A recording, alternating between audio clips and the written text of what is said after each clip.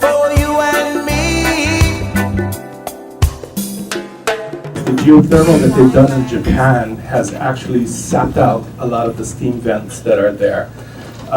This company that basically knows New Zealand, which is a much bigger landmass, and the mud pools have no real knowledge of our Pele lava that is different from the mud pits and the aquifer that is very important for our fisheries and for our people.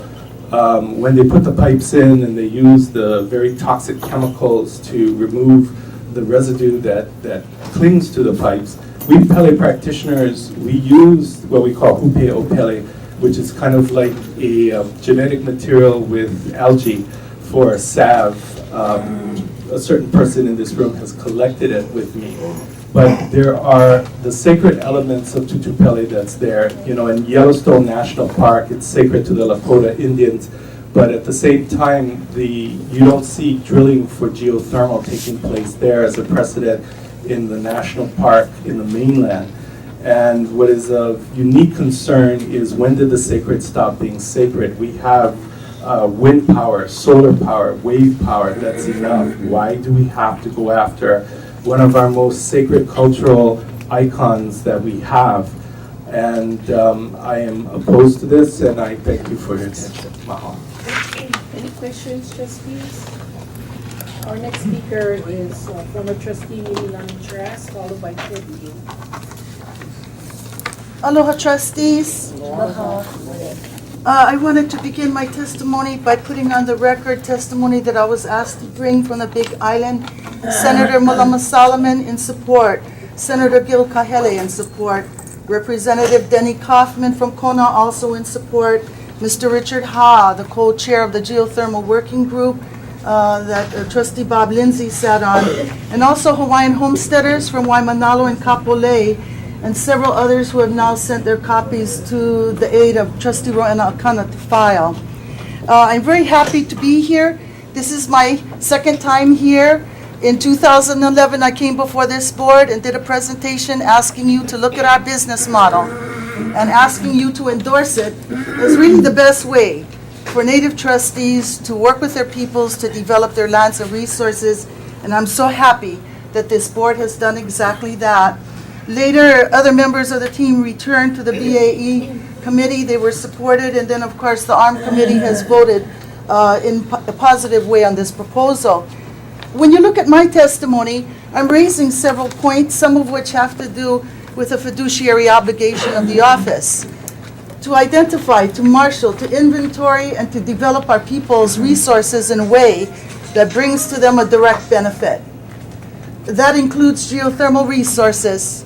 Never in the history of our people have we ever had our state trustee develop energy for our people. We think that the time has come to do just that. The OHA board, in a way, has participated indirectly in the assessment of geothermal, and I say this because the Geothermal Working Group on the Big Island seated a trustee from this board for the very reason that OHA stands in the place of our people. Hawaiian peoples own this resource. It is in the Ceded Land Trust. We have sat by for years while foreign companies from Israel and the HECO monopoly have developed it. On the Big Island, we pay 43 cents. Last year, 2 homes belonging to Hawaiian families with children burnt down because HECO turned off the electricity when they couldn't pay for it. Are we going to continue to see this, or are we going to continue to exercise our trust obligations to participate in the meaningful development of our resources for revenues? I wanted to say that I also am a Pele practitioner. My office brought the case. When you look at the cases, it says Law Office of Yuki Aluli. I was her partner. We took our case to the Supreme Court and we won it years ago.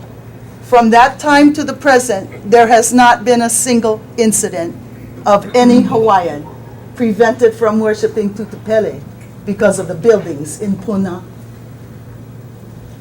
If there is a single Hawaiian who is concerned of this, then truly I feel sorry for them that they cannot worship the Akua because there's buildings in Puna. Every year, Big Island hosts hundreds of hula dancers that come. We have not had a single problem because Hawaiians took the case and won it. We have a right to worship as we will. We also have a right to benefit from our energy resources for our energy secure future. In closing, I wanted to point out that the reason why you will see many testimonies that have come in now in writing from Hawaiian Homes is that we have geothermal resources on Hawaiian homelands. They've already been generally assessed at Kahiki Nui, also on Oahu in Waimanalo and in Waianae, on the Big Island at Maku'u. These are areas that are reserved for agriculture, and through the development of geothermal, we can support agriculture by developing hothouse steam. When they created Hawaiian Homelands, they gave our people all the rocks, places where they didn't have water. I'm happy to see that today, because when you use geothermal steam for hothouse, you can plant and grow food, and you don't need soil. You don't need soil. Hawaiian homesteaders are also the beneficiaries of this office, and I'm proud to see that OHA has a committee to work with DHHL to jointly develop the lands and resources of our peoples. The reason why the homesteaders are here is because they are encouraging you to take a positive step today so that tomorrow you can bring some life to that joint committee. Mahalo. Questions, members of the board? Okay, Leo, if you're here, please come forward, followed by Leila Hubbard. Hello and welcome, Leila. Long time no see. Hello up there. Good morning. Chair Machado, trustees of OHA, fellow audience members, good morning and aloha. I know it's probably customary for people who appear before you to say that they're honored to be here. But I want to say that I'm truly honored to be here. I'm honored because I think that this board, you as trustees, are poised possibly on the edge of making a very momentous decision. A decision that in my mind not only can continue to move Hawaii into a leadership position in the world on developing renewable and clean energy, but even more importantly to my mind, a decision that could help continue to build healthy and vibrant communities here in the state. I speak to the energy issue having had the rare honor of serving as a director of the Department of Business, Economic Development and Tourism, where I was also, by statute, the state's energy resources coordinator. And I discovered when I took my position that for years, decades, 30, 40 years, the state has talked about the need to move towards a more clean and renewable energy future. And there's many reasons for it. For me, one of the main ones was the fact that we spend so much money. We export so much of our citizens' hard-earned dollars, bringing in fossil fuel, whether it's coal or oil, from places that sometimes are hostile to our nation. And that money is hard-earned and could be kept at home in our citizens' pockets, in our small businesses' pockets, and used to create jobs, used for healthcare, used for education, used for things that really matter to families here. There was a long recognition that energy was a drain on our economy and our communities, but not very much was done about it. So the thinking then crystallized around the Hawaii Clean Energy Initiative, which was a pretty comprehensive way of looking at how we could transition Hawaii to an energy future that was more reliant on indigenous resources. And not only to provide us with low-cost electricity and fuel, but also to achieve exactly what I referred to, which is healthier and more vibrant communities. Now, what was interesting was that we brought in experts from around the world, not just from our federal government, for national labs. They came in from other island economies like Iceland, New Zealand. And as we looked at the overall picture of resources that we were blessed to have as a state, people said to us, we should do geothermal. We in government decided that that was something that we could not, as government, advocate, because I soon discovered the unfortunate history of how geothermal had been done in this state. And again, I think the decision that you're about to make is momentous also because it's an opportunity for us to do things like geothermal and other resource development, do it the right way. And so we sort of told the federal government, told a whole lot of people, geothermal will happen in Hawaii only if it comes through a bottoms-up process. Only if the community recognizes the importance of geothermal development and gets behind it. It was not going to be a government-led initiative. And I'm really happy to see that over the last several years, many of you and many in this room have led an effort that really has gotten people to understand the role that geothermal can play, but more importantly, a model in which developing geothermal can really help the state, help the communities. A model which derives both direct and indirect benefit to the members of our community. So I think that both the model that you've adopted before and the specific project you have in front of you really does accomplish that. And I'm here because I think that this is something that really is going to be beneficial for the future of our state, our communities, Hawaii's businesses, job creation, but more importantly, done the right way. Now I want to say a word about why I'm supporting the Hawaiian Corporation and IDG. A lot of people have asked that question. When I first moved to Hawaii in the year 2000, my old friend, very good friend, Paul Liu, suggested that I join Mililani Trask, at that point who was a trustee of OHA, on a trip to go to Aotearoa to meet with the Maori to talk about economic development. And there I discovered that it was the beginning of my learning about the history of geothermal in Hawaii.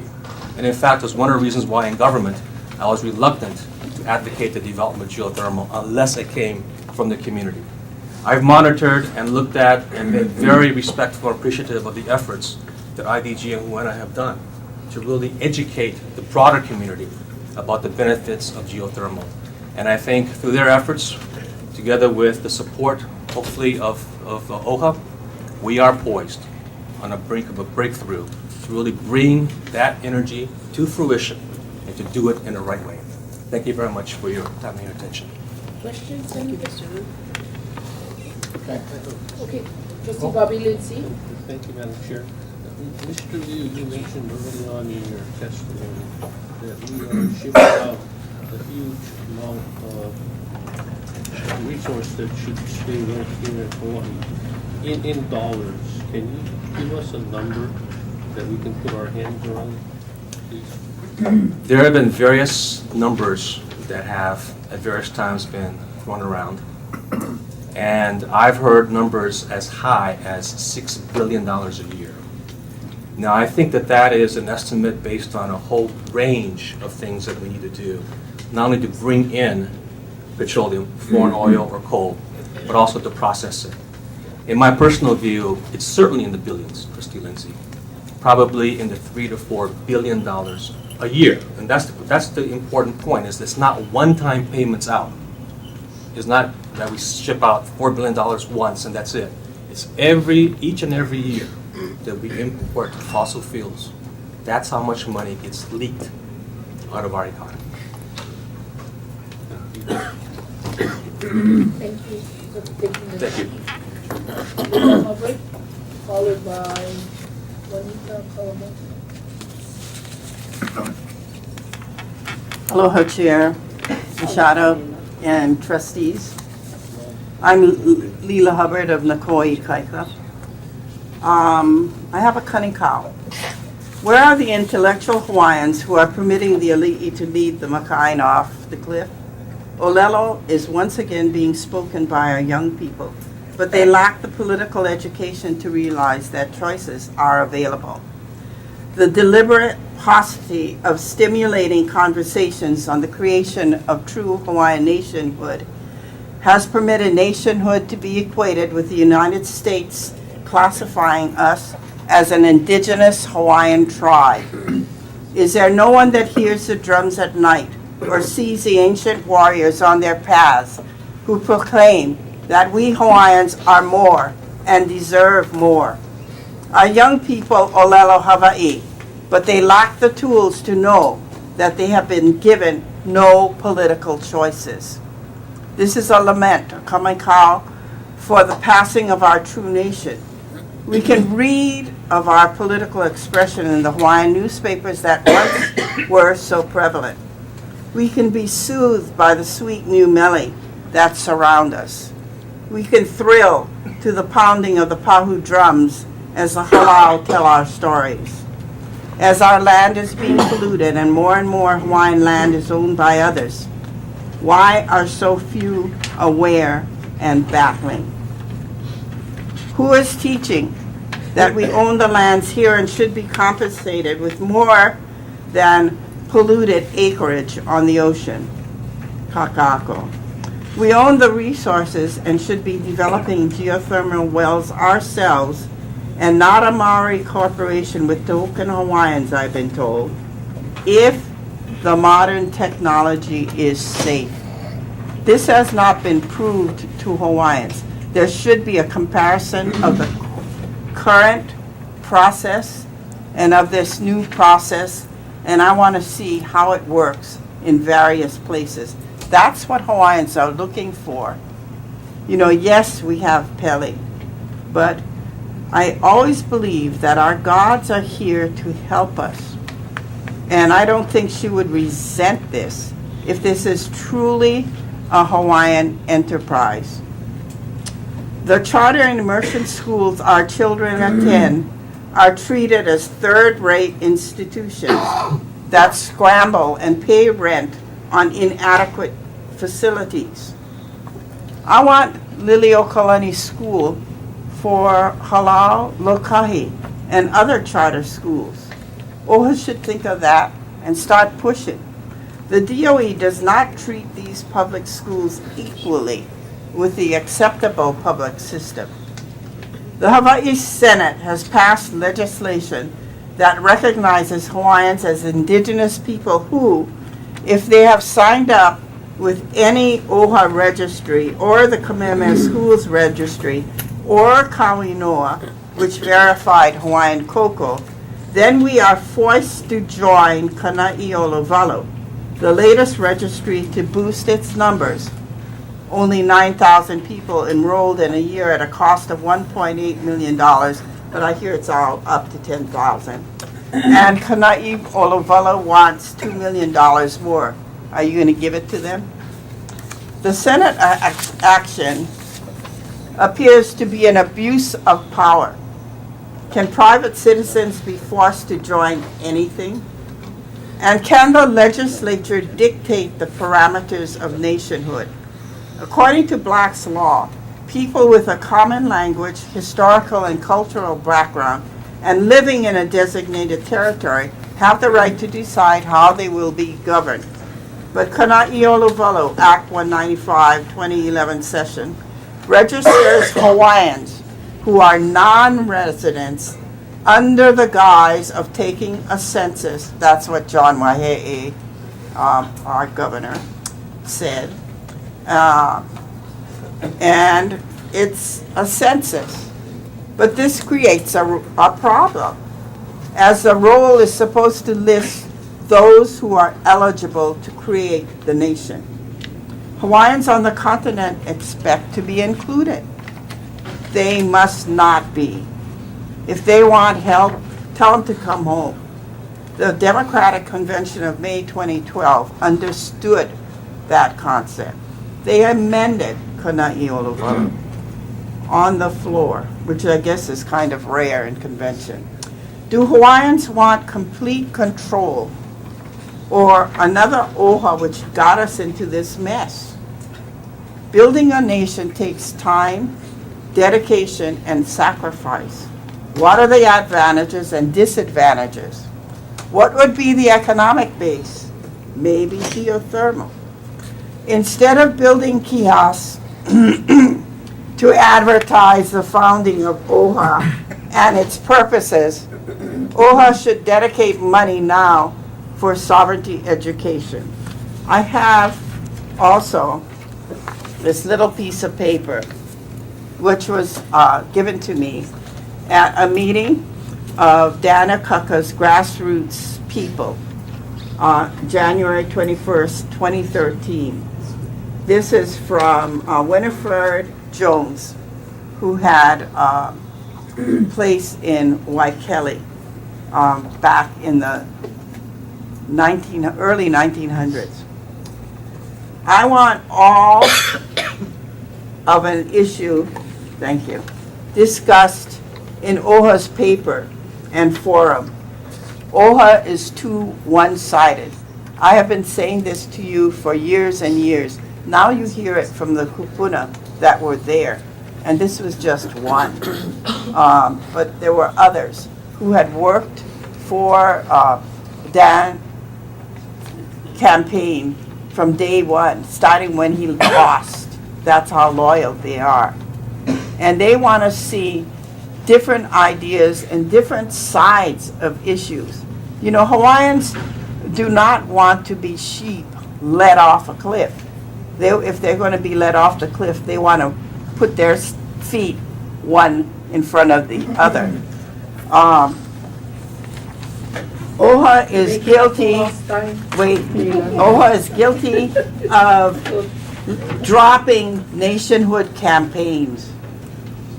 We were denied the money to take the constitutions out. We were denied. It's time to get on board and really start educating our people again, because the old ones know, but the young ones don't. Mahalo.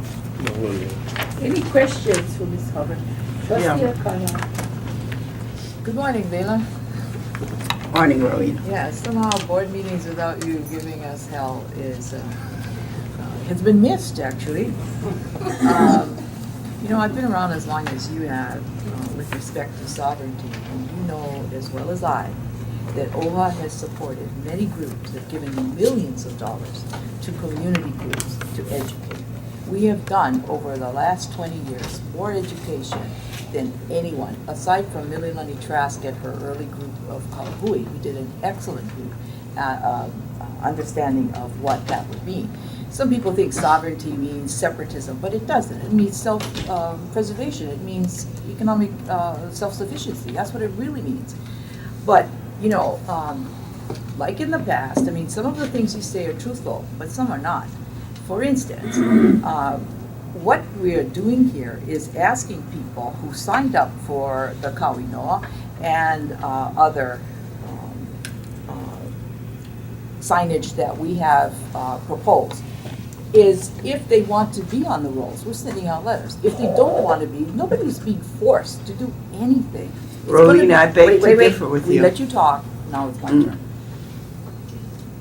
We're asking them if they want to be on the roll. If they don't, that's their choice. That's their choice. And as far as throwing more money out to more groups and do this and do that, we've been around that block so many times. OHA people are elected by our people so that we can at least give you an outline of what's going to go on. If we don't have some sort of process, there is no process. No group in the community is going to be recognized by another group. You know that.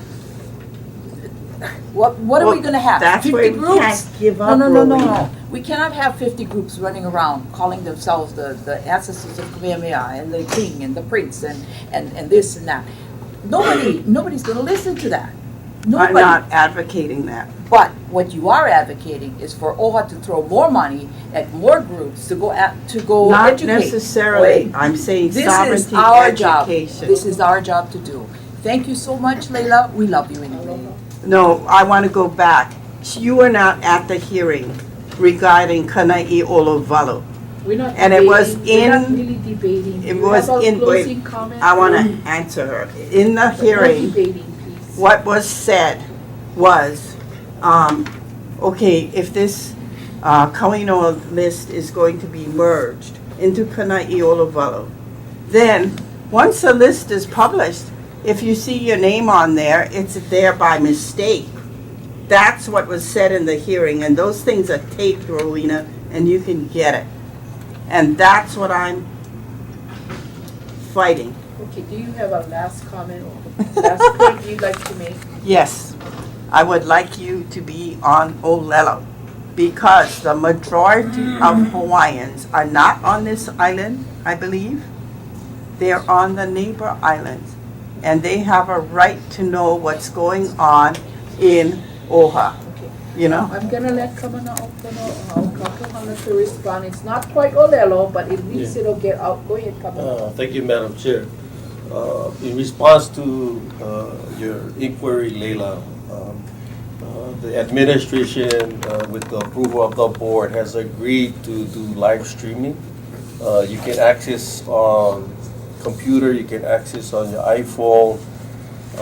It was a much more prudent way for us to have our participants and beneficiaries on the neighbor islands as well as the continent and here to observe all the committee meetings. I do not own a cell phone. I do not own an iPad. Yeah, I would like to know statistically on the neighbor islands, how many Hawaiians do that would be able to clue into this.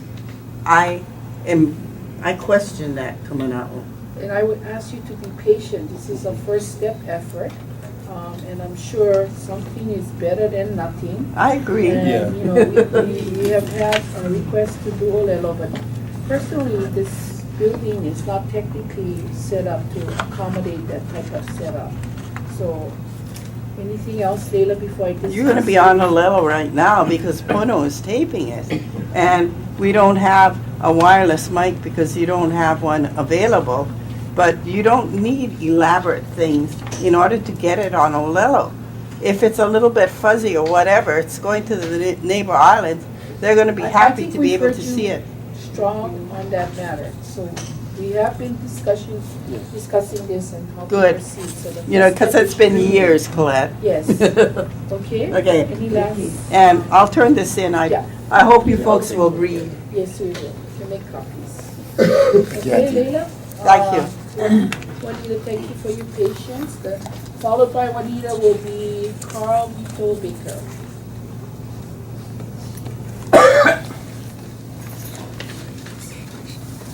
Aloha mai kākou. Aloha.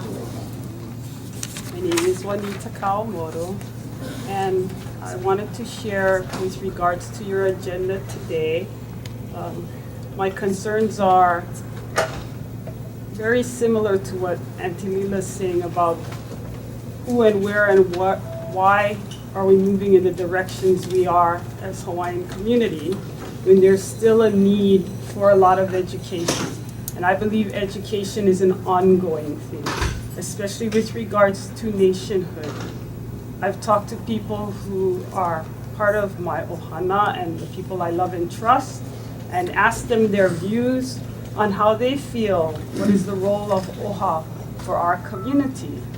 And initially everyone came back and said, well, they represent the Hawaiian people, and they're here to go ahead and help us address our issues and concerns, and to help us build nationhood. And then I talked to those who have been active from when OHA began to where we are today. And I get another point of view, which is OHA started with the intention for government to have access to Hawaiian people, for Hawaiian people to have a way like an agency to operate so that things that matter to Hawaiians would be addressed by Hawaiians. Then it's evolved into something different today, where it's somewhat more so going towards being the interim government of what we should be trying to move forward to, which is ultimate nationhood.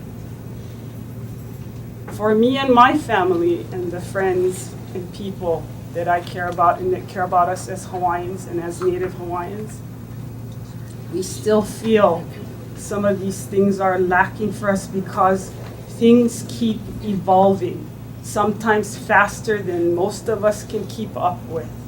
Whether we're talking about our young people trying to get out there through charter school, or whether we're talking about issues such as our own bread baskets, our own ways of starting our nation, when we're looking at things like geothermal, whether we're looking at agriculture, all the things that build us up to be our own nation, on our own, independent. But the people are still sitting here a little amiss because our groups still feel there are two issues here. It's integration and independence. And when I look here in this paper, a lot of it makes reference to integration. And I cannot look through this paper and see how are we evolving independence and sovereignty? And I hear you when you say, do we talk to 50 or do we talk to 1? And 50 groups out there all talking about different values of what they believe sovereignty is. And I understand, again, going out and doing just my own research myself because I want to know, because I feel I have the right to know. I believe all people have the right to know. We want to understand that part of it, and I think it's this organization's purpose to be clear, to move the body with all of you, to move all of us along so that we can have an understanding to make good decisions as the people. When you ask us to sign up for things like Kauinoa and Kana'i'oluwalu, it's interesting to me. Kauinoa had such strong support because it was driven by the Hawaiian civic clubs. And that is where the people and the grassroots existed. Now Kana'i'oluwalu is driven by a commission that is dictating to different organizations to look for the help, but they're not getting the kind of support that we did when we did Kauinoa. I worry about the lists because today if you look at some of those lists, some of those people may have passed. You know, some of those people are being told, well, if you don't say something, you're automatically included. Or if you do say something, you know, if you don't say something, you're automatically included, or if you don't say something, you're not included. Which one is it? See, some of those points are really not very clear. And I think it's important that this organization, before it moves forward on anything, is to really strive very much so to be clear on the issues it's going to take up and support for all of us.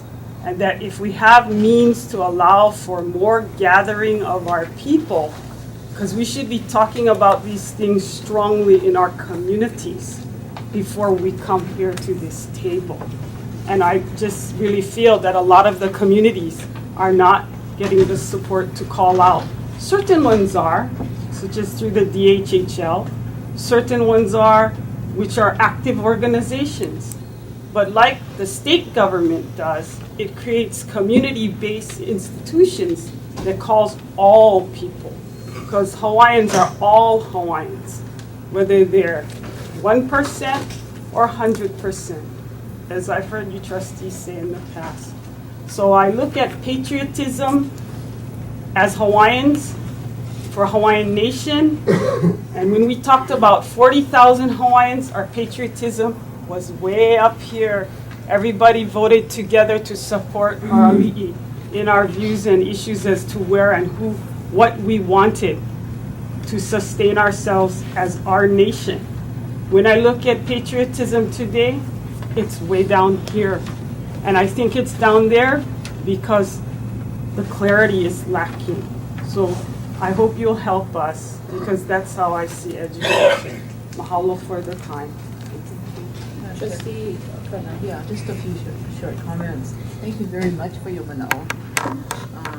I think that, I can't speak for everyone, but I'm sure that most of us in this room are Hawaiians first before we are American. And I think that's a place in our hearts. And if it gives you any comfort at all, OHA's job is to facilitate. It isn't to dictate what is going to happen in nationhood. Our job is to help facilitate a process. And for those people who believe in, total sovereignty, I'm hoping that when things come together, there is room for them to voice their opinions, whether they win or lose. At the end of the day, it's a democratic process that will win. I mean, it's everybody will have a say.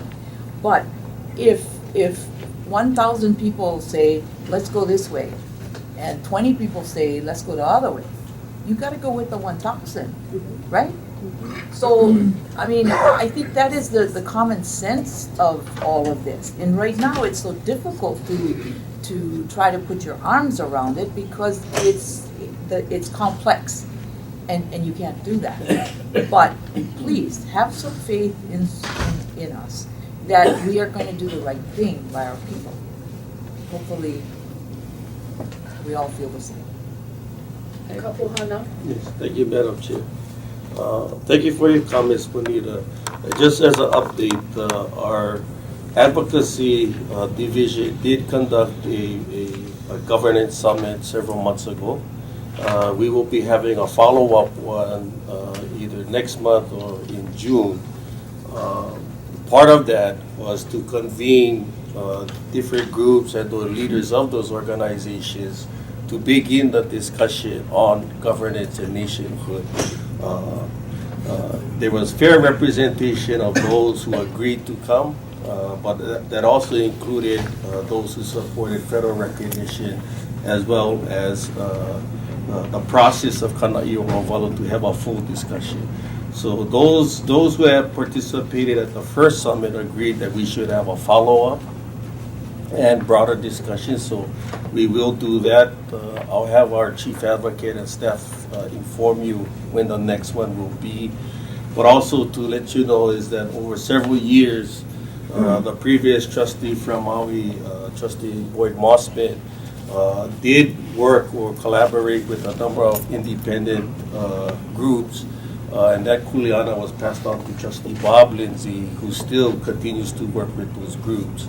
So even though you may not be aware of it, there are efforts within the Office of Hawaiian Affairs that we are continuing the dialogue and discussion in the direction in which you have suggested. Thank you, and I guess that's my whole point.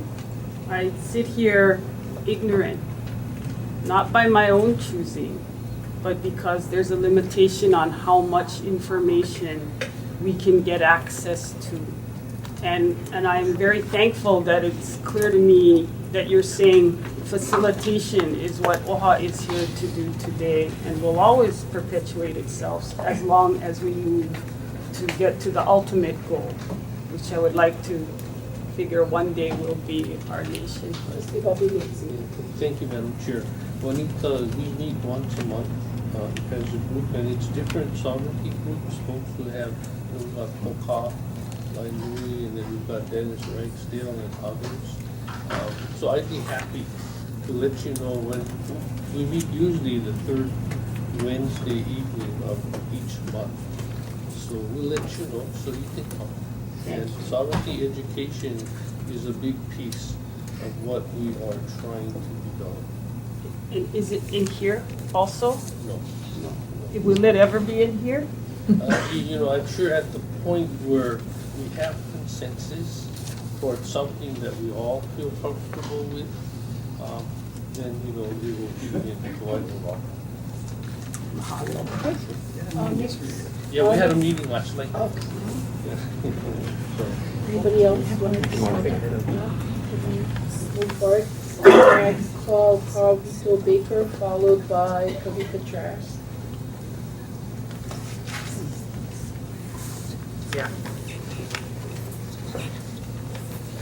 Good morning, aloha everyone.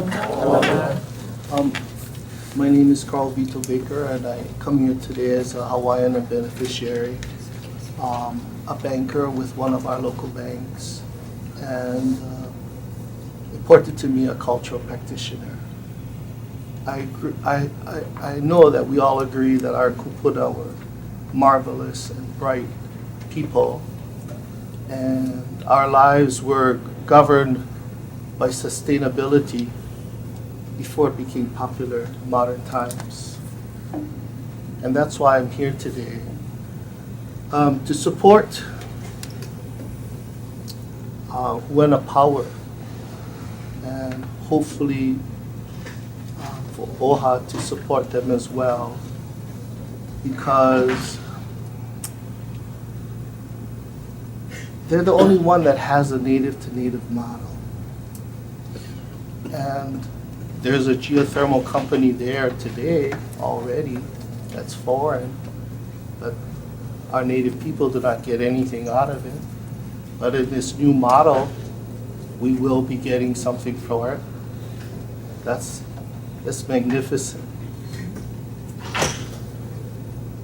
I think OHA is a facilitator, as the trustee said here, needs to be part of that And as one of our bright guys came up that said that it's gonna be a revenue stream that's not just for 1 year, but it's gonna be ongoing. And that's, has to be part of our nation going forward.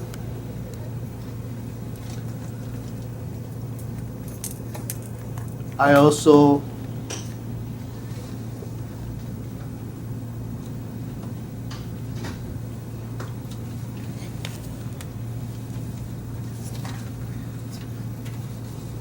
know that I don't see any other entities having protocol in their write-ups. And that's important to me. The protocol should be from the beginning and ongoing.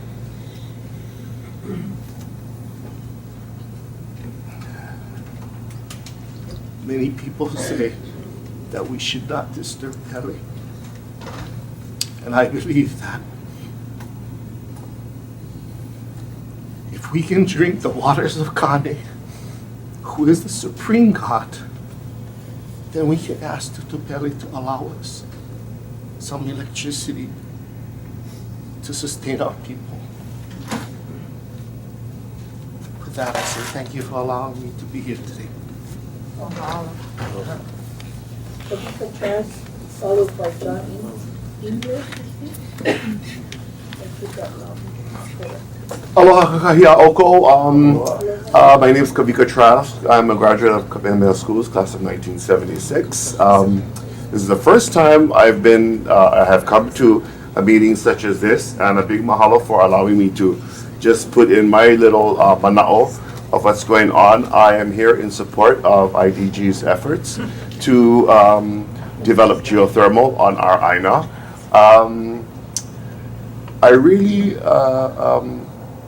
I cannot say I'm a practitioner of Tutu Pele as previous speakers have enlightened us on. However, many of you know that I've been in the community. I'm a musician, entertainer.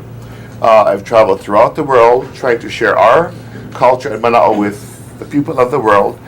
And on that note, I feel that I am a traditionalist, and I think it's about time that OHA really try to put themselves in a leadership position. This would be a great opportunity for OHA to support this. And instead of 1 year, 5 years, 10 years down the road and say, Awe, how come we didn't get on board? OHA has been here for 35 years. And for the 35 years, I know some of you have been here since day one. I'm not saying any of you haven't done your jobs. However, in 35 years, our lahui is still on the bottom rungs of the socioeconomic ladder. So, can you all point to yourselves and say, have I really been doing the best that I can do for our lahui after 35 years, and we're still at the bottom? On the other note, with the fossil fuels, everybody knows, look at the gas prices. $4.50 a gallon. Can all of our lahui on the bottom of the ladder continue to afford the kinds of prices that we're paying today? And I wanted to make this very short and sweet, so if you could really sit here and say that I have done the best job in 35 years, great, but then there is still a lot to be done. A lot of you, or I should state that, we all have our own personal problems and issues with personalities and things. I think that everybody should put all of those things aside, step up to the plate, and do what you were all elected to do. Mahalo, thank you very much for your time. Mahalo. Is it John English? Oh, got it right. Followed by Keanu Puna.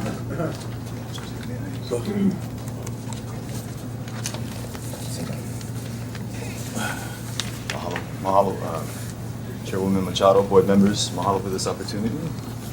My name is John Bo English, and from Hanamaui, and I know it doesn't look like it, but actually My family embodies everything Hawaiian.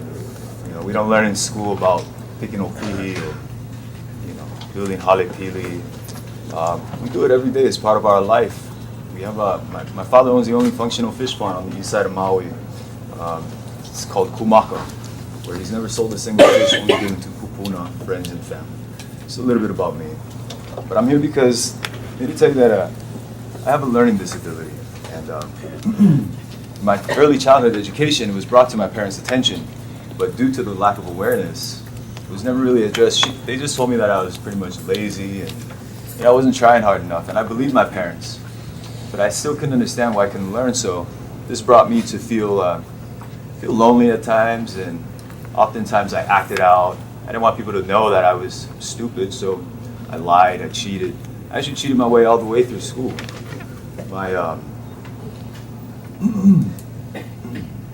This behavior brought me some sense of normality, though. It made me feel comfortable, believe it or not. You know, I also found comfort in things like drugs and alcohol, you know, bad role models, things of that sort. Because I didn't have a good education, I was advised to join the military. I joined the Army. While I was in the Army, I was blessed with my daughter. Her name is Anela. Upon completing my service, I thought I'd use my GI Bill to go to school. I actually tried twice, and within the first 2 weeks of both times trying, I failed miserably. I didn't have the tools, development to go to college. When my daughter was in 3rd and 4th grade, I started to notice signs and things that I could relate to, and I wasn't going to let her go down the same path I did. So the first thing I did was got her a psychological assessment. After a couple of months of studies and interviews, the psychologist diagnosed her with LD, or learning disorder. My options were limited. Oh, by the way, LD is hereditary, so she probably got it from me. My options were limited, though. She could join special ed. She could take medication, which I didn't want her to do. So, but there was one answer that I've never heard of. That is, she said she wished she could give to every single child with learning disability. There's a school called Assets. I've never heard of the school myself, but I do know this. It's the most impractical answer because it's hands down the most expensive school in Hawaii. If I could just talk about Assets for a second.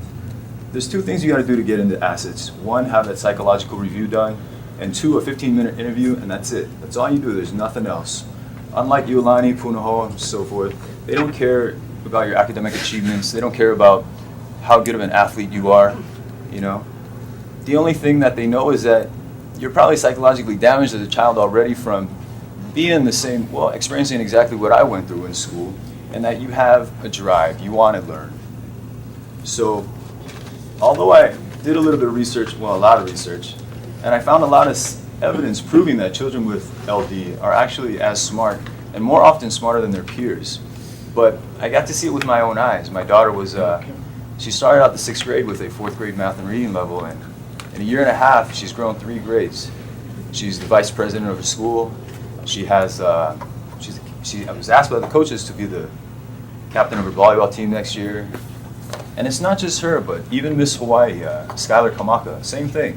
She went to Assets. She was born with a learning disability. She got the tools, went to Kamehameha, graduated from Oregon State, now is getting her master's at UH.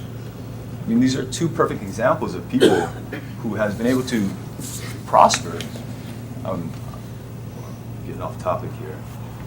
The reason I'm here is because I believe that to make the biggest impact in empowering our people, these are just my ideas, by the way. When I went out to look for scholarship money for my daughter, I found millions and millions of dollars, and not a single dollar went to children like my daughter or even Skylar Kamaka. Now, I don't know Skylar Kamaka, but I do know that I still owe her grandparents money from an instrument I bought from them a couple years ago. So I'm sure they didn't experience the same thing I did. I'm a waiter at Mariposa. Actually, now that I see you, I've actually waited on most of you. Hook you up with some popovers next time you come. Take over to you. You know, so I need the help. And actually, there's no parents like me there. Most of the parents are doctors, lawyers, and I'm a waiter. And I know for a fact that I get the largest grant. I didn't get it. I got it based on my financial income, and based on my daughter's 15-minute interview. But her second year, I didn't get as much and I couldn't send her. I begged and I pleaded and I offered to cut grass, whatever, clean bathrooms, and they adjusted my grant and I was able to send her. But so there's not a single dollar for children to receive the tools necessary to become successful college students. So one of the things that I ask from you is to bring awareness to this issue. They're very misunderstood, and it makes it difficult to even accept the fact that they have LD. I actually was probably glad that my parents refused it because I don't want to have that label. Most kids don't. And to maybe you could expand your scholarship base. Perhaps you could offer your scholarships to children like Anela. Perhaps this will, I think that if you folks start this, you have the platform to encourage I found 35 other different Native Hawaiian scholarships that I believe that they'll follow your lead. You have the platform to do so. Well, this one was just an idea, but maybe you could collaborate with Kamehameha, offer incentives or scholarships to the teachers at Native Hawaiian-based charter schools so that they can add that experience to their tool belt and better teach our children statewide. I think you'll have a big impact that way. I was a volunteer at Halal Kumana. I never had a child that went there, but me and my daughter helped build that campus in Makiki from ground up. We started cutting grass all the way to putting in the shelves. Every single Saturday and Sunday we were there. So I know the kids. They're just like me. They remind me just like myself when I was younger. A lot of them were, just like me and my daughter. And I'm sure that's why they're at the charter schools, because the DOE, well, we don't want to go there. But one last thing that I want to say to really make this relevant. Please don't get mad at me. But the Department of Justice estimates that 66% of prison population has LD. Could it be that they went down the same path that I did? Maybe, I got lucky. I know I got lucky. I should have been with them. But all of the recommendations in your criminal justice study, which I read, were good. But they only treated the symptoms. The problem will never improve. Could you imagine the difference it would make if we gave that 66% the same opportunity as my daughter or Skylar Kamako? Let's make a real difference in our community and invest in the problem. And I'd like to finish by saying, I now realize assets isn't very expensive. Actually, quite cheap. The financial savings from the residual effect alone from programs like drug rehab, low-income housing, welfare, health issues, they would be huge. We would save millions of dollars if we did that, if we properly educated our students. And out of all the 37 applications I filled out that I was denied, on the pamphlets they all said the same thing. And they read, no Hawaiian child at any level should have to pay for his or her education. Well, I'm sorry, but put your money where your mouth is. So I believe that if you enable them, they will be the ones to enable us. Mahalo. Brilliant. Yeah, thank you. No, Trustee O'Connor. Yeah, I just want to say thank you very much. Thank you very much for bringing this to our attention. And you're right, the study did not cover this. And we all know that we know someone who has a problem like this. And hopefully we're going to take a look at how our scholarships are given out. Early on when we developed the scholarship program, OHA had its own set of criteria, which included children who were not college bound, that if they wanted to be truck drivers or if they wanted to go into a field that didn't require college, that we would support that. However, after Kamehameha decided not to accept our funds, we had a hard time looking for an organization that would dispense the funds. And when we did find them, they required that we follow the federal model, which meant that children that fell below a certain level, income level, would be eligible. And then they thought that our special needs part of the scholarship they could not administer. So we're still at that place. And so this is the time perhaps to reassess and try to focus on who could administer that section of scholarships for us. Thank you so much. Can I say one thing? Yes. Trustee Apoliona and then Trustee Ganahan, and you can show. Trustee Apoliona, followed by you first. Oh, okay. Aloha, thank you. I've been a special ed teacher for a while now, and I was a teacher before I became trustee. One way that I had several students actually making it into assets, and the way we did it is because the state is the ones who is diagnosing the children. So with that diagnosis comes an IEP, which is an individualized educational program. Now, these IEPs are set up for people to help the child, and it's basically putting them in the least restrictive environment. I think all can do our part by going to these meetings and advocating for children like your daughter, and it's very important because this is why I'm a big proponent of charter schools. And charter schools, like what Auntie Hawanani was saying, is very precious to me because they have at least some self-determination, and one of it is because they can identify with who they are. We're the only nation that has a liquid measurement on us. Those who have, but not all have. That's why we have homeless. But I'm below that. I'm with the 50% and below. So what do I identify to? Who am I? I'm an American citizen. But if we were all Americans, then the Indians would be the people of America. So I'm from the land, but I'm not from the land. So it's quite confusing. We're all in a circle fighting each other, and there's no way out because the answer is the liquid measurement. And governance, now I'm coming to this point, I'm the new guy, I'm the young person. But for me, I see a lot of green energy projects going on. Kauai, they're gonna build a 80-acre solar farm, voltaic farm. And I'm like, wow, we can look at it as great. But I look at it as horrible because you're going to take the community, and when you build these solar voltaic farms, especially 80 acres, probably the biggest in the state, you're going to take the electric capacity take the the amount of electric that can be distributed in that district over capacity. And then what that does, it goes against the people. If a person wants to put solar voltaic on their roof, they won't buy back the credit. So we always got to look into things, with education. The people who is diagnosing our people is, of course, the public schools. So we should hold them accountable. And if we want to help, we should be helping with them. We're actually, always an agency of the state. And I just learned that because, I found myself in the state Supreme Court, and it all makes sense. We're getting sued for, So, but thank you, and I really, really, really appreciate your testimony. Thank you so much. I'm curious about the balance of your name. John Bull. Can you explain to me? Yes, I can. Sure. I come from the infamous English Ohana. Okay. Manalani just was added to our list, I guess, but Kalani English, Auntie Myra, that is my Ohana. yeah? From the east side, from Haneo actually.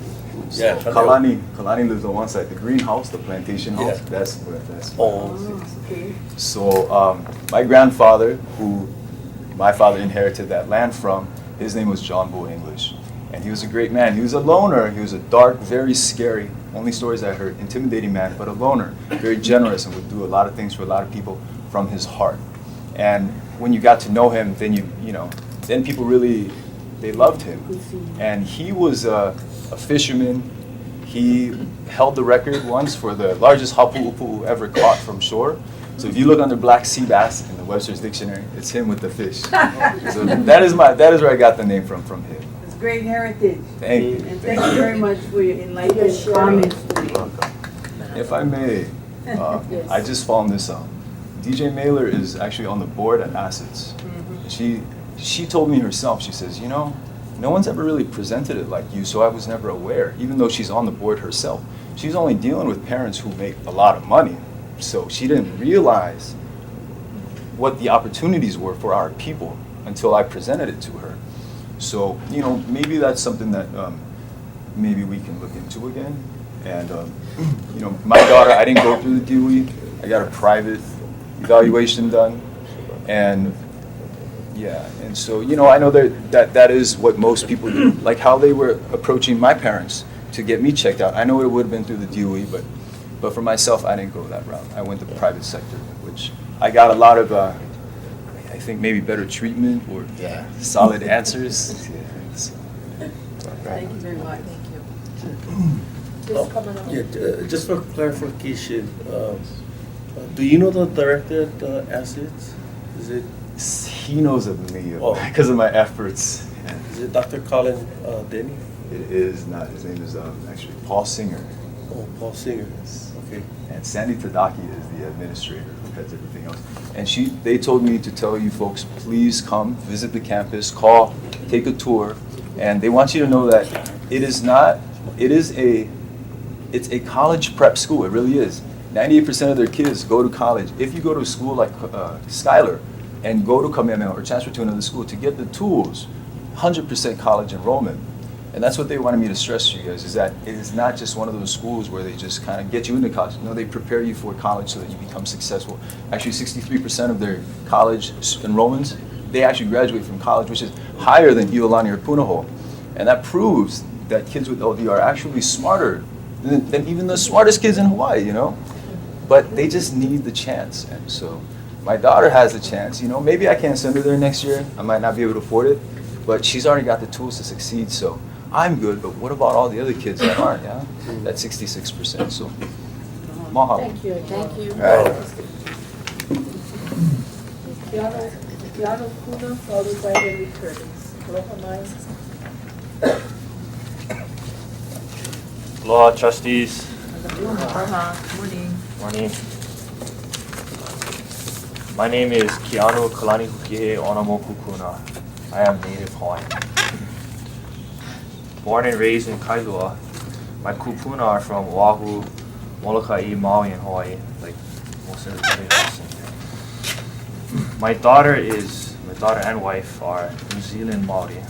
Her tupuna are from Rotorua and Taupo, Aotearoa. I'm a Kamehameha Schools graduate, 1995, and also a University of Southern California graduate. I got my bachelor's in civil engineering. And I was also received a scholarship from Trustee Stender. Mahalo.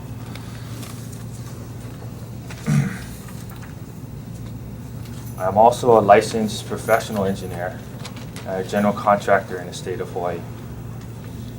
Getting to this point in my life, I attribute largely to, well, number one, good parenting. But most of all to the education that I received as a beneficiary of a Native Hawaiian Trust. So the reason I wanted to speak with today is to encourage OHA to invest in geothermal resource development in Hawaii. In my opinion, the future of Hawaii is in the revitalization of our sustainable values. In my opinion, also, developing renewable, cost-effective, and sustainable energy resources will be the toughest challenge that we will face in Hawaii's future. The first step would to be reduce and eventually eliminate our dependence on imported fuel. And I know we had a speaker earlier today to talk about the value of the imported fuel. This would require us to find an alternative base or a 24/7 power source. The only local renewable energy source is geothermal, a resource that we are all shareholders in, but also a resource that is new to Hawaii and needs leadership. I believe Native Hawaiians should be the leaders of the geothermal industry in Hawaii. This may be a once-in-a-generation opportunity to step forward and claim this role. Huena Power is a Native Hawaiian group with the drive and leadership to lead Hawaii's geothermal industry in the 21st century. I'm here to endorse and encourage OHA to invest in geothermal resource development with Hawaiian Power. Mahalo. Thank you so much for your time. Any questions? Henry Curtis, followed by, is it Hank or Honolulu? Either one, that's all right. Ferguson. Strong. Ferguson, I'm sorry. Aloha, Chair Machado, trustees, coming up. I'm Henry Curtis, Executive Director of Life of the Land. We're here to talk about geothermal. We do not take a position on individual projects until something is filed before a regulatory body. We have been involved in 30 regulatory proceedings at the Public Utilities Commission over the last 15 years. And we're part of the process now before the Public Utilities Commission looking at the big picture of where the utility, HECO, MECO, HELCO should be going over the next 20 years. I would encourage OHA also to come up and look at the big picture on where OHA wants energy to go in the next 20 years. As Ted Liu pointed out, we export about $4 billion a year from the economy. We buy about 50 million barrels, about $80 a barrel. That's $4 billion. DBED has calculated that each dollar invested in Hawaii brings $3 of economic activity. Each dollar that leaves exports $3 worth of economic activity. So by exporting $4 billion in cash, we're decreasing the size of the state economy by $12 billion a year. That is very, very significant. We believe that all energy projects, all of them, have economic, political, cultural, environmental impacts, positive and negative. And it's a question of balancing different alternatives and figuring out which alternatives are the way to go and which ways are not the way to go. So while we don't take a position on this particular investment, we do think that OHA should come up with a policy position on where you think we should be going. Thank you. Any questions for Henry? Trustee Bobby Lindsay? Thank you, Madam Chair. And thank you for being here, Henry. I know that my colleague across the way, Trustee O'Toole, has been encouraging us to move towards policy on geothermal. So I'm sure that that will happen and happen soon.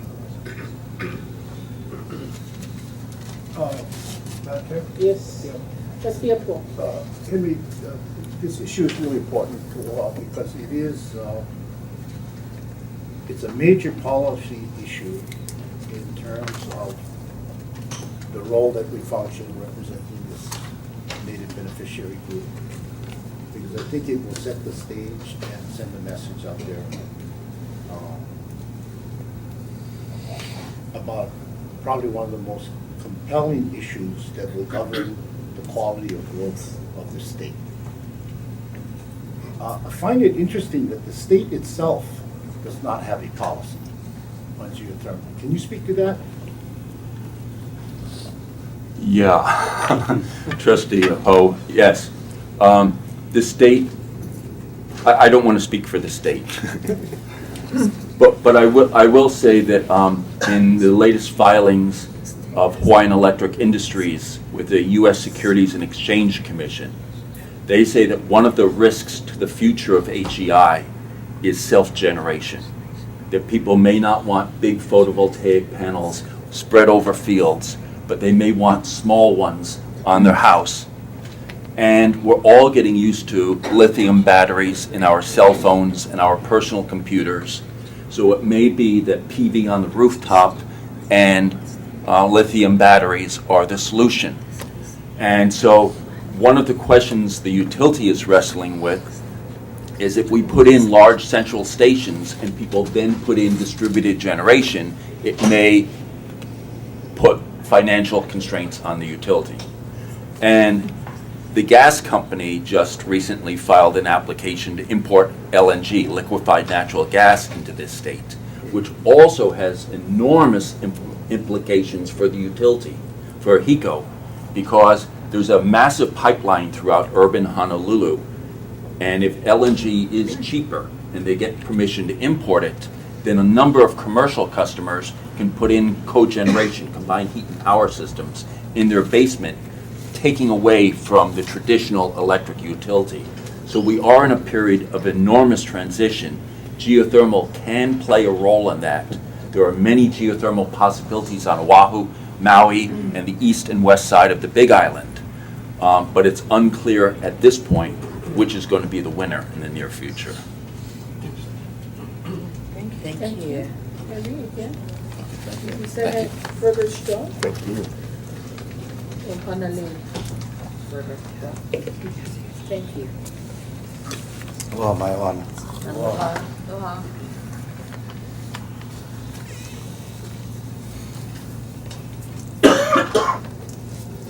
It's a little difficult with the position I have to take, but I have to do this. I'm going to object to this use of this fund for the build of the geothermal, because I don't know what happened to us. I don't know where we failed here, where Tutupeli is not sacred anymore. You know? When I look at that, I go, you know, I hear people say, we have to utilize these gifts. There was no gift there. She was raped. She's been bleeding since. Where did we lose our touch with our own, that we can't see that? There's so many things. There's so many things available without having to contribute to this desecration. Us who grew up with it, all of us in this room fought for this. Where did we lose that part? Where did it become okay? It's something we really need to talk about. You know, I'm listening to a lot of these conversations. I go to these meetings all over the place. I keep trying to find out what is the way we're going to put ourselves together. And we need to have a spiritual conference, gang. We need to talk about what the spirit of these islands are. We got to remember. We got to remind each other, and let it be okay that we forgot. We can still come back and remember and get straightened out. You know what I mean? We have all we all tried it in our different ways. We went in different ways, and that's fine. What we need to do is have a conference, bring all the goods together. Forget the baggage part. Let's see what we did do right. Let's see how it looks and what we can do better. Utilizing ourselves. Ourself is what our way is about. Not to become like the white man who took all our stuff and become just like him, to do the same thing he did to us. And then we're going to participate in that. And it's like, gang, we're the closest you can get to that spirit. Let's not leave now. Let's go back and harness that. Go harness that. It's innate into us. Our people are waiting for us to look at that and say, you're right. We got to get back to the basics. In our thinking, our general, the now. There is no excuse for this kind of stuff. But it's clearly a big difference, a big gap. 20 years has made this big gap. What the hell happened here? We were all fighting for the same thing when we started. So I think before we go through this, we should really take the time to talk to each other. We need to talk to each other in a manner that doesn't allow the baggage to come in. I'm not interested in your failures. I want to know what your assets are. What do you bring to the table for the whole picture? Because, you know, always we keep doing this. We argue about this back and forth. My side's better, this side's better, this side's better.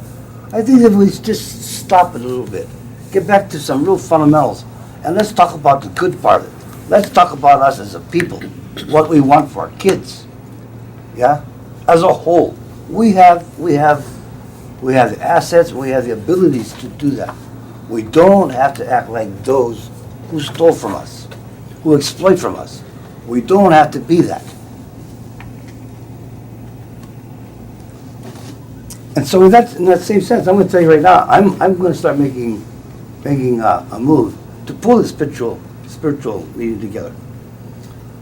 And I know it's going to be a series of things. It has to be a series of things because it never works in the kind of meetings we have for 1 week or 3 days. It never works. Hasn't worked for 25 years. It's like, gang, if it hasn't worked, how about we change the program? And I think the problem that we're missing is the fundamentals. We lost the base. So if we go back down, feel that aina again, you know, understand that's where Ohana come from. And whether we agree with each other, we're Ohana. And we have the combined of us, have the tools and the riches that the children are dying to see. They're just waiting for us to come together and say, this is what we have, children. This is what we can give. Yeah? Without losing yourself. Without making them all confused that it has to be a certain way. I gotta chant it a certain way and this kind of stuff. No, gang. Let's get down some real fundamentals. We know Pele's sacred. I don't know how somebody decides that it's no longer sacred. You know? And what is the message we give to our children? We talk about our culture and our values, and what if everyone standing over there throwing money in the pot to do this? There's many different ways. We are missing, just OHA alone is missing so much of the funds that belong to you folks because you don't look at it from your spiritual self. All of this dissolves. That water they want to use downtown, that's our water. Why aren't we saying something about it? Why aren't we collecting the funds that we need to be collecting to raise this group? All we're supposed to get a 20% pro rata share of the city lands. And I wonder to myself, then why are you at the legislature every year begging for money? I thought you were supposed to get it. Or is that just in theory we're going to get it? You know? And that's why we stuck, because everybody's still trying to figure out, well, I can only get this much so far, we can only take it this far. Well, gang, the court said 20%. I heard these jackasses, excuse my language, even make stupid comments like, well, you know, we can figure out our 80%, but we don't know where your 20 will come from. Well, it's easy. Give me the first 20. Easy. I don't know how you can figure 80% without having the 100 in the first place, but if that's the question, give me the first 20. And besides, I'm not just a Hawaiian. I am also the general public. And I'm tired of seeing Hawaiian money used to sponsor everybody else's stuff when our kids are suffering. Yeah? Just the 2 days we've been here, just watching a couple of young kids walking around, looking for money for buying food. Lost money. Now, I can't say they haven't been into some stupid stuff. I mean, you can see by the looks of them. What put them there? They can't go to the beach anymore, can't go to the mountains. You know, all of these things, what makes a culture. The ability to go into the woods and make a camp. Everybody should have that right. I shouldn't have to write a letter to somebody or get a clearance from somebody. These are fundamentals. These are things that we have to come to grips with, because I believe if we can come to an understanding of our spirituality, yeah, then it'd be a lot easier to work on these mundane, harder things. Yeah? But until we take that time to really listen to it, you know, not the kind we're going to have a 2-day meeting and pow. No, you pow with his pow. Like ho'oponopono. You know what I mean? It's not pow until it's pono. And I believe all of us have something to give. And we would like to. We even feel badly that nobody asks. Because the community out there is so confused, who do you ask? You know? So how about we get a meeting together, we'll pull some funds together and find that part. We find that spirit, and I guarantee you it'll become clear where we need to move. Thank you very much. And believe me, this is going to come up real soon. I'm going to be calling upon you for some assistance. I don't have the funds to do this, but I believe it's in the interest of all of us on many, many levels to help define where the spirit of Hawaii and we as Hawaiians want to take this. And so we're not going to be talking about issues. We're going to be talking about self and how to utilize that mana, that collective mana. Mahalo. Okay.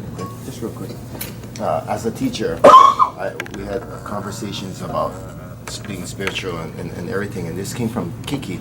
And one of the things that caught my attention was I've talked about the liquid measurement and how this 50% affects everybody.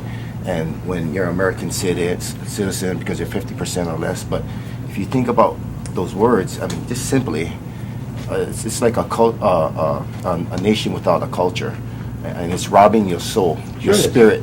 So that governance conference that we're going to have is a great place to start too, with all of that, because for me, it starts with getting rid of all of that.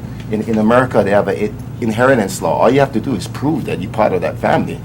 Nobody puts a measurement on you. But here, we have a measurement on Hawaiians, nobody else in the world. And I think what you're saying is really true, because the value of us is in the ohana. It's not in this project or that project, it's in the ohana. We as a people feel this way. We as a people see this vision for our children, our children's children. Yeah? And we don't I'm not talking just our own, I'm talking about all of Kiki here. You know? It's gotta be a place for it. I mean, coming down the line, these kids coming out of school, what, they gotta go five in a building, try to raise a family, because the rents are so high, because we're time selling them all off. Yeah, we're willing to sacrifice ourselves again for the state of Hawaii to supplement their stuff. All the schools, everything they do is done on us. Because all the funds is supposed to come to us, go to the general fund first. We look forward to your working with administration and your ask for help coordinating. Thank you. This effort that you. And I will follow through with that. Thank you very much. Next speaker is Cy Burgess, followed by Ryan Kobayashi. Is Ryan Kobayashi still here?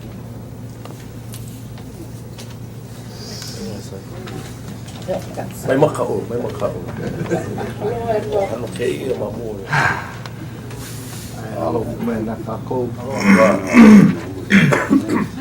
I've heard some awesome things today, and I'm very humbled to be here because you got some people with great mana here in this room. But hey, kekai manawa, you have to go and get a helelu to come and sit down too. And the spirit is alive, I believe. No kamea, mamoi ko ho makaana o ke Hawaii o lohe au ka leo pule. No leila. The spirit has been here. I thank you. It is an honor, and thank you all. I am here in support of IDG and Huenapa. That is no secret, because I was here at this table before. And I want you to know that I have a great love for our kupuna pele. I know that, and I've heard it said, I am a practitioner. Well, we all practitioners in here. If we allow employee, we practitioners. We here working for Hawaiians, we practitioners. But there is opposition in all things. Just as my ohana, who was the first one that sat at this table, Mike Lee, who opposed it. And but like him, I come from the line of Kalani Nui Pelu Ha'alili, who was a son of Pele Hunua Mea and Kamapua. And by the way, Kamapua is from my hometown. He's from Ko'olauloa, but he's a Hauna boy. And we get our wind and our rain from the Mo'olelo of Kamapua, as well as where I go to worship on Sundays and other days, which was the site of the old Cooper Ranch, which to the Hawaiians of ancient days was known as Makaluhi. Got its name from when Olopana was they were so tired in trying to capture Kamapua that they spent the night there and slept. So Nokulea Kapaieka, Makaluhi. But, so I don't come here as a so-called practitioner of Pele. I come as a member of the Pele family. And Huena power, I don't know how many of you around this table realize that Huena comes from a family name. A family name, Kahuena. Kahuena. You may know some Kahuena families, but many people don't know that the name really is Kahuena or Pele. They don't know that. You know that now, for the record. So, in no way, shape, or form do we disrespect our kupuna. And there are some of you in this room that know the respect, aloha that I have for Ohana and for my kupuna. They are very, very dear to me. And but with that, we are not impacting her in any way. I'm gonna say this, and I tell you, I say this as one. Nobody from Kanahele or Kolauloa. I get no more AOE, PhD, Doctor, KMA, whatever. I just come as a Hawaiian, but I can say this, and I share this my own manao for whatever it means, that Pele, if she is Akua, I can tell you, there is nobody around this table, in this room, around on this island, or in this world, no man can have impact on her. We are in two different realms. If she is Akua. And, but in that light, of course, like many Hawaiians, I have one different kind of name, yeah? I have a name that belonged to the white man. He didn't come here and do anything bad to our people.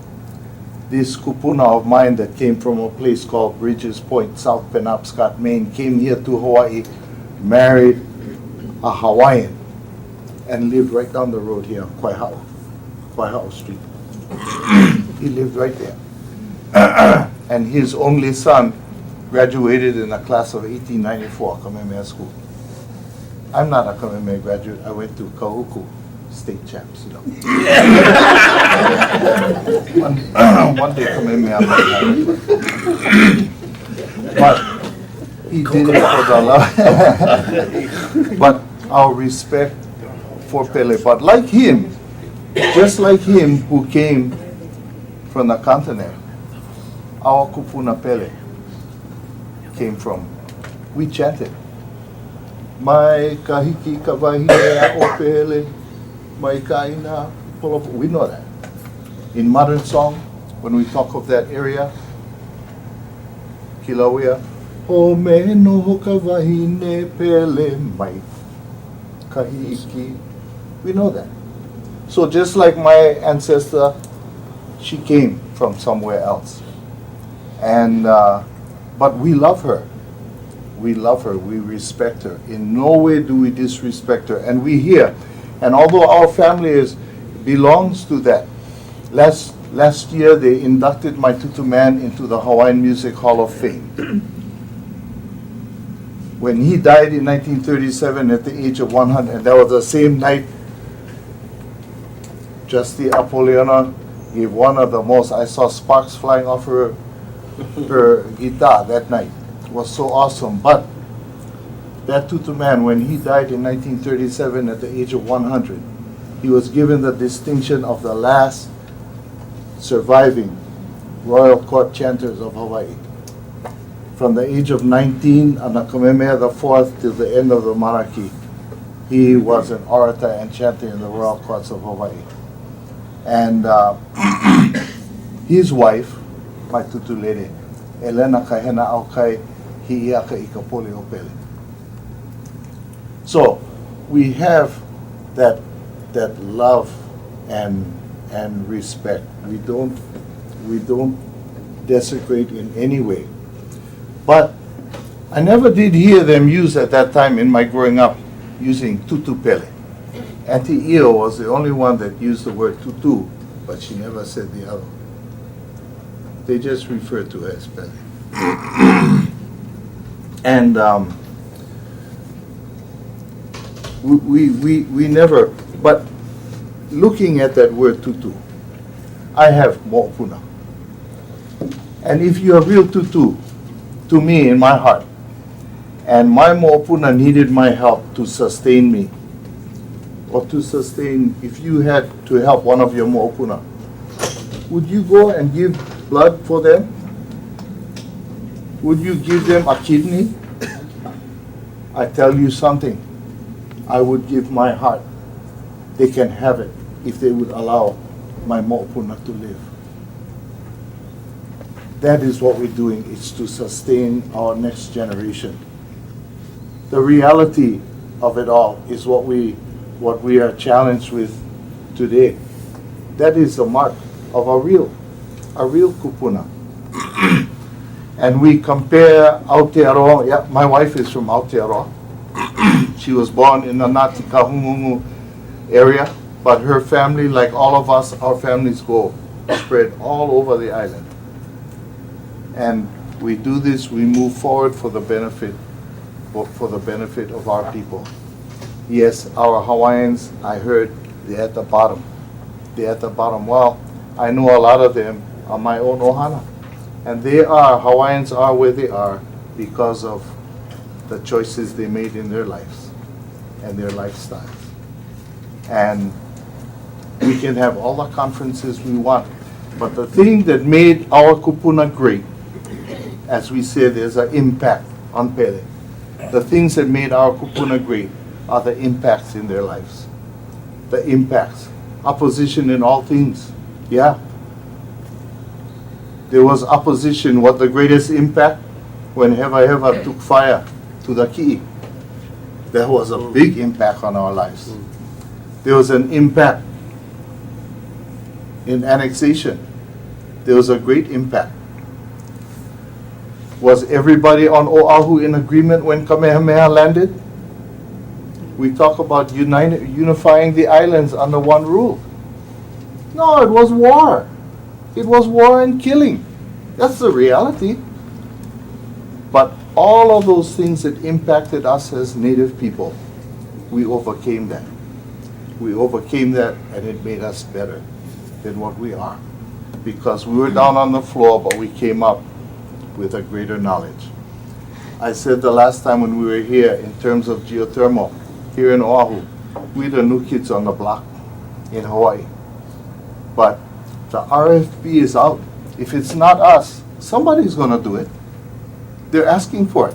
There's going to be some response.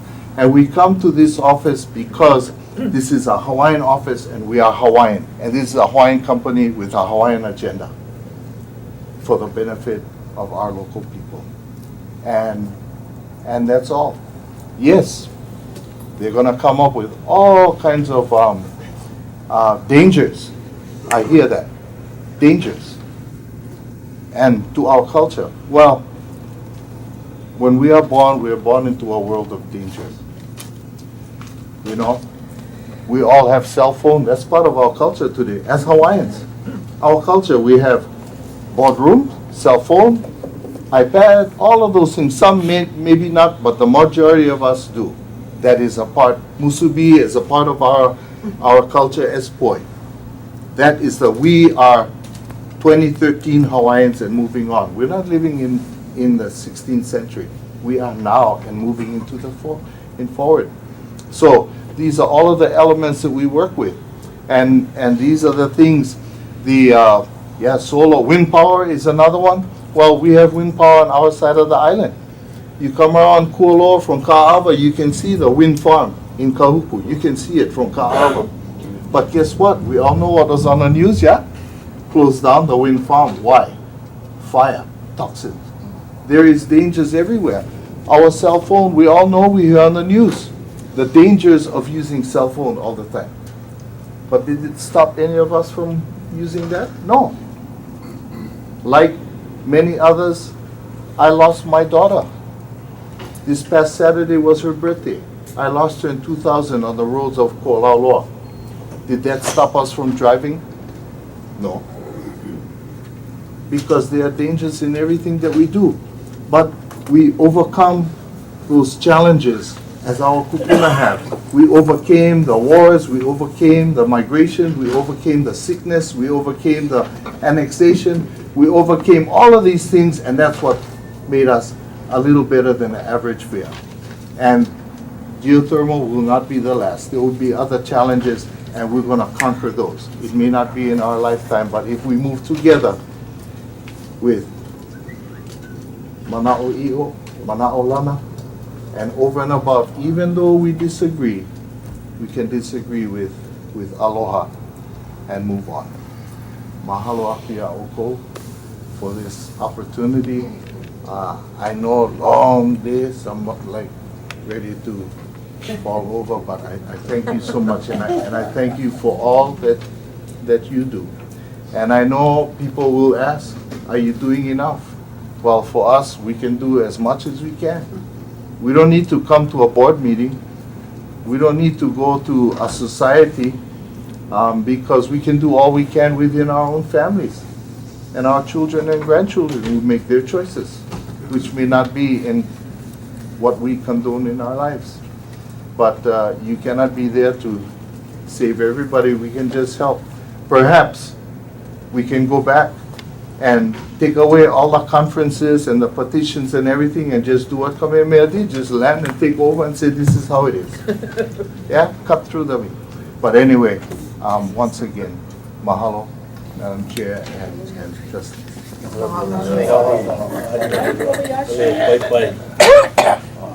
Members, he prepared a written letter. He's with Pacific Resource Partnership. He's the director of compliance. So that's there. Our next speaker is Patricia Medina Calvert.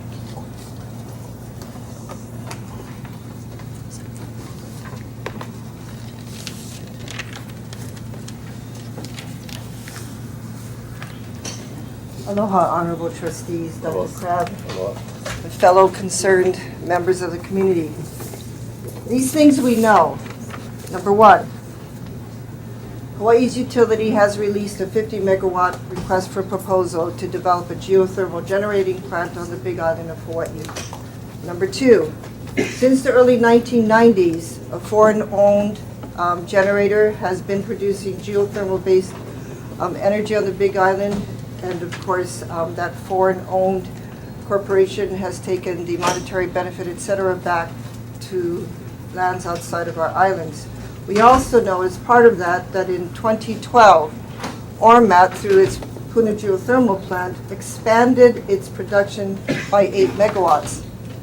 The third thing that we know, Innovations Development Group, of which I am Kalaimoku, is a part of the Hawaiian Power Consortium. They are the entity that has embraced the native-to-native protocol, business protocol, put forth by the United Nations in its rights of indigenous and native people, which has also been embraced by OHA.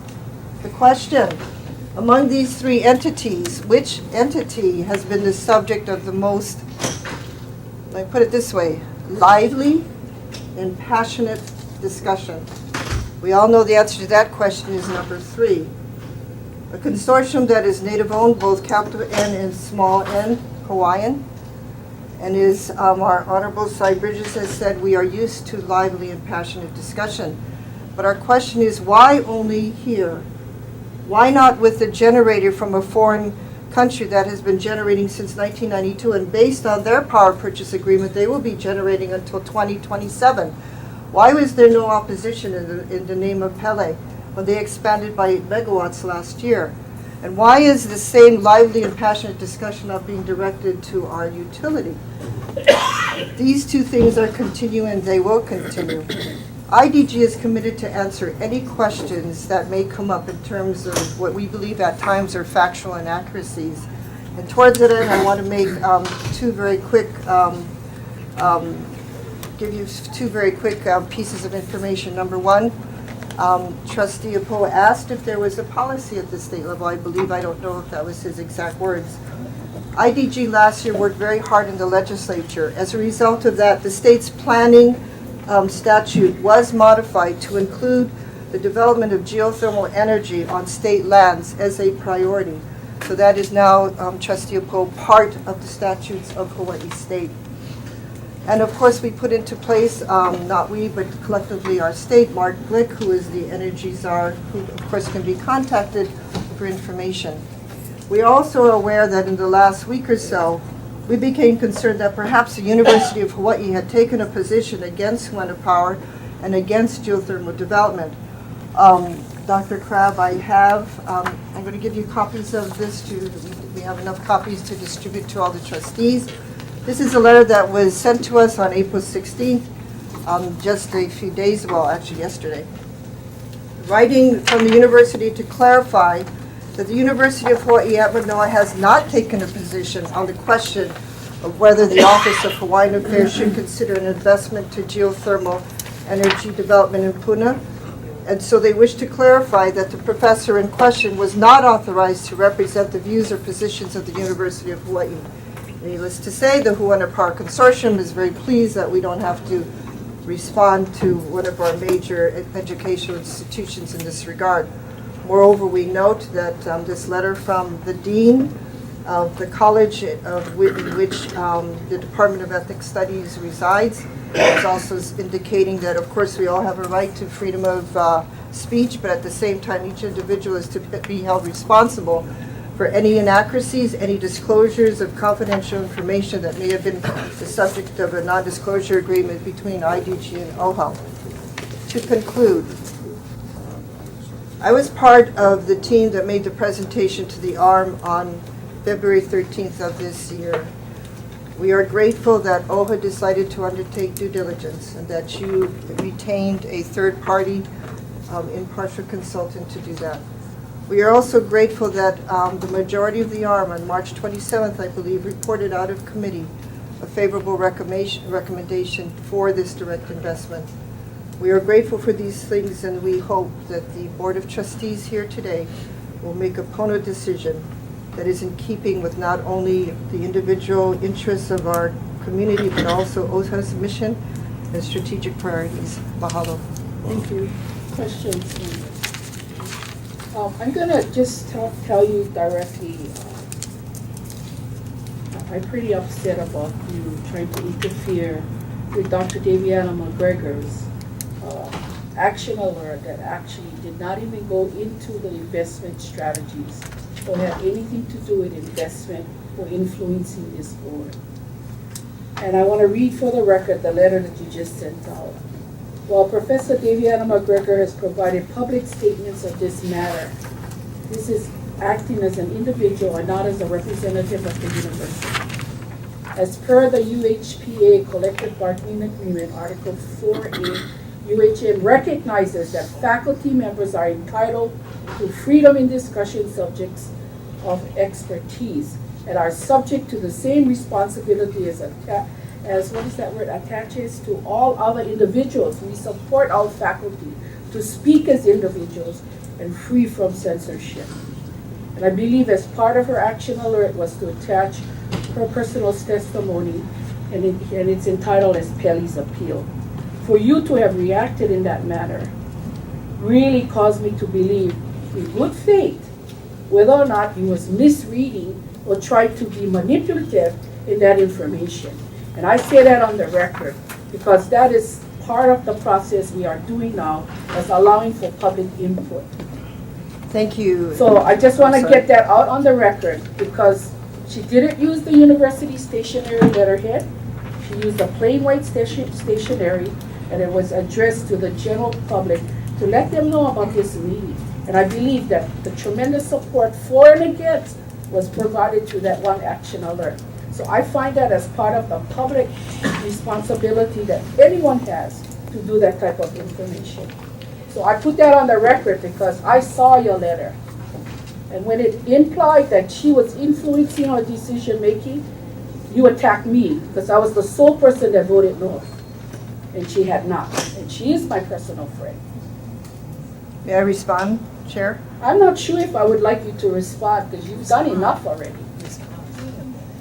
Respond. I can call her out of order, Lily Lottie. All I'm saying is this, to have attacked somebody like, to imply that Daviana McGregor was actually influencing our decision making, which was already taken. It implied that you were coming after me because I was That's so no inaccurate. vote. That is inaccurate. No, I got That is your inaccurate. letter. Your And letter this says letter right says here. this- Listen to me. I know what your letter said when it was attacking her, influencing the Office of Hawaiian Affairs. I know what it was intended, although my name wasn't on the paper, but I was the only no vote. So I'll leave it at that. Chairperson, if you are directly criticizing my veracity, I believe as a member of the public, I am entitled to respond to that. The That's your information, opinion, and you're not the judge here today, information, man. You know, you're not the judge here today. I've allowed you to speak. I'm responding because the implication hit hard on me because I was the sole no vote, and I read that as saying this letter is I to was the influ- University of Hawaii. it came from the University of The Hawaii. professor wrote her blast on behalf of being a university professor for the University of Manoa. Our inquiry to the University of Manoa is, do you stand behind this position? And this letter is submitted to let the honorable trustees know that the sole basis for our inquiry is to say, is this statement reflecting the position of the university? The last line says, this letter is to clarify that Dr. McGregor's statements are not authorized as representing the views or positions of the University of Hawaii. And the I also am trustees had not taking heard this, any position from the university. It was solely in-house. if The you sign discussion your was held. name as a professor from Ethnic Studies, University of Hawaii, Manoa, I Was believe it on we're a stationery entitled, that I that believe had we are UUH? entitled It to was plain inquire white if that is the paper. position of the university. But I in have your nothing letter more to the to say. university, you implied that she was impacting decision-making, that the board, that she was influencing Daviana decision-making. McGregor Madam Chair. referred to information and a vote taken by these trustees in executive session. Really, Lonnie. Executive session, and I know as a trustee. And try to move forward. Madam Chair. The facts are You what they don't are. The disclose facts are what they executive are. session. Madam The Chair. facts Your are attorney what they should have are. known. The facts are what they are. Point of So order. I'm entitled to a response to what you put on the record, which Madam was Chair. expecting that you were Madam doing Chair, it. the discussion is moving beyond the dignity I of the Board agree of with you. Trustees. I agree with And you. I would move for a short recess to let We cooler heads have prevail. one more speaker. I have a motion on the floor. I have a, Second. we're in a public session, you cannot take the motion there, you have to go directly to the item. And if that item is an executive session, I'm sorry, you can confer with him, that's why we do agendas, we cannot be flip-flopping. This is the public session right now, we have one more speaker. I asked for a ruling from legal counsel on my motion. Okay, so let's address the first one. We have one more speaker to speak, we can take a recess, if that's in order. You wanna consult with him during the break, we can do that too. I withdraw the motion. So there's a recess right now. You wanna take a recess? I withdraw the motion. As long as we have water. As long as we preserve order. The next and last speaker is Palikapu Dedman.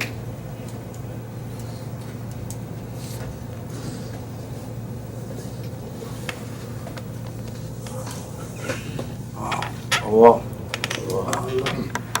appreciate the opportunity. You know, this has been historical. It's been going on for many years.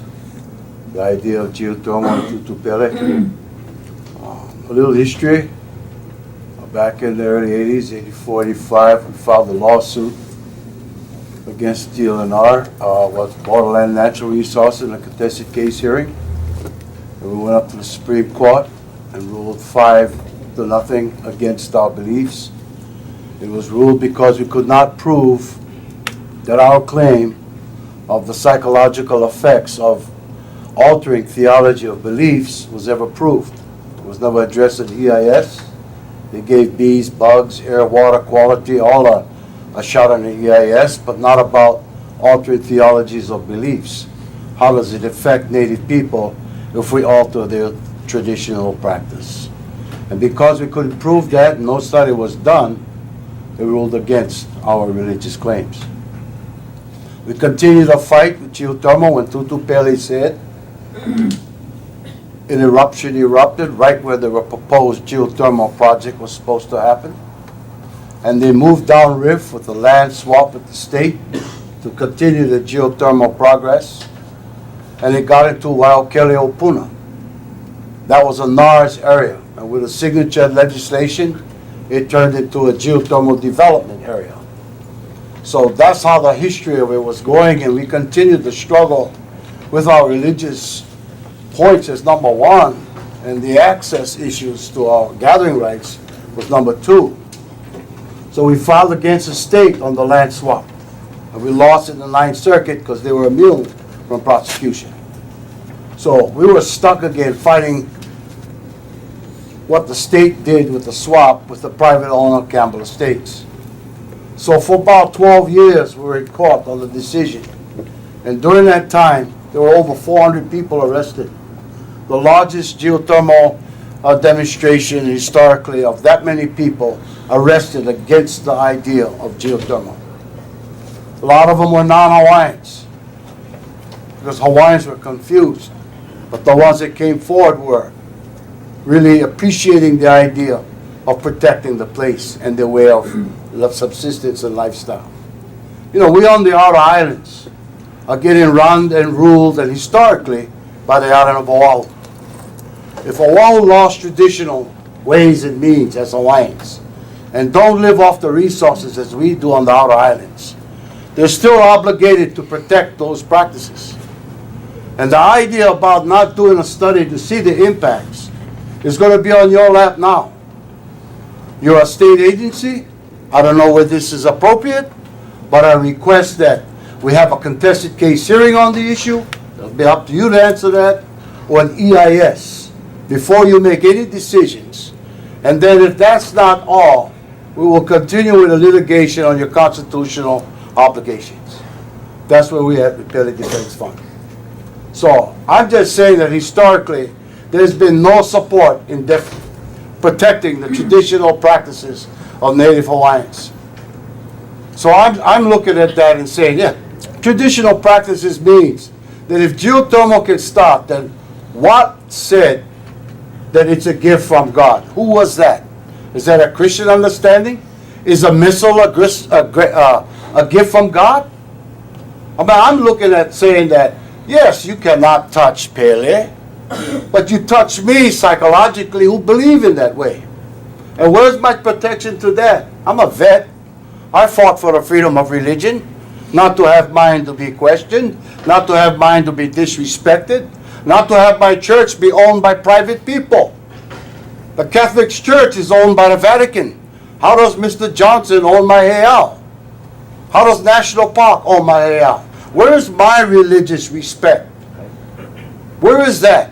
And how do we look at that? Do we tell the world that we don't exist anymore in traditional beliefs? What authenticity is left in Hawaii? You mean in 200 years there's no authentic Hawaiians left? Is that where we at? And do we shut the windows of opportunity for our children if they want to be traditional?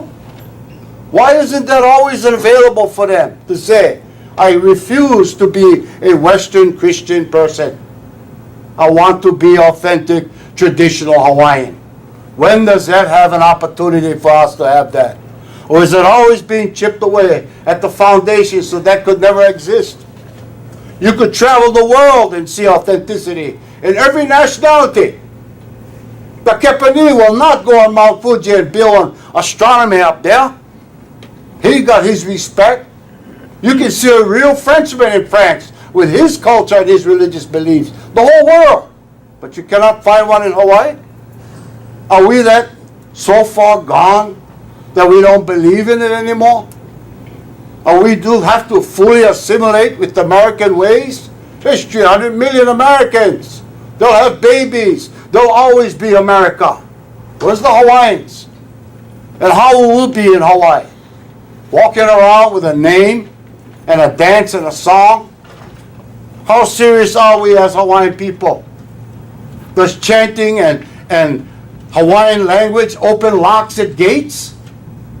Is that how strong our chants are in our language? It doesn't, and you know that. It's about rights.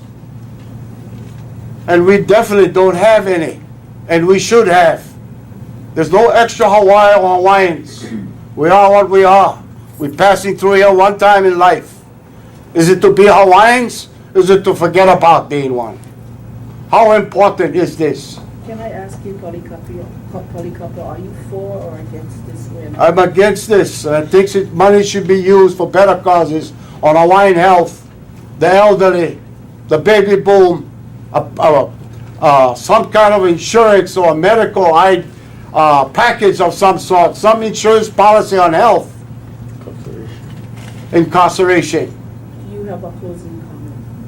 Yes, I wish that my comments about a contested case, if it's valid at this point, you have a legal person to answer that. But I am on the record to say that that is what I request before you do anything. And as a state agency, maybe you are required to do an EIS or a contested case. So, just like to finish with that. Thank you very much for the time and opportunity. Before we close the public portion on the community concerns, I wanted to add that in addition, trustees received testimony and support from Pule Okalani Kia. Love one another. It's plain to see. This land is here for you and me. People, wine land.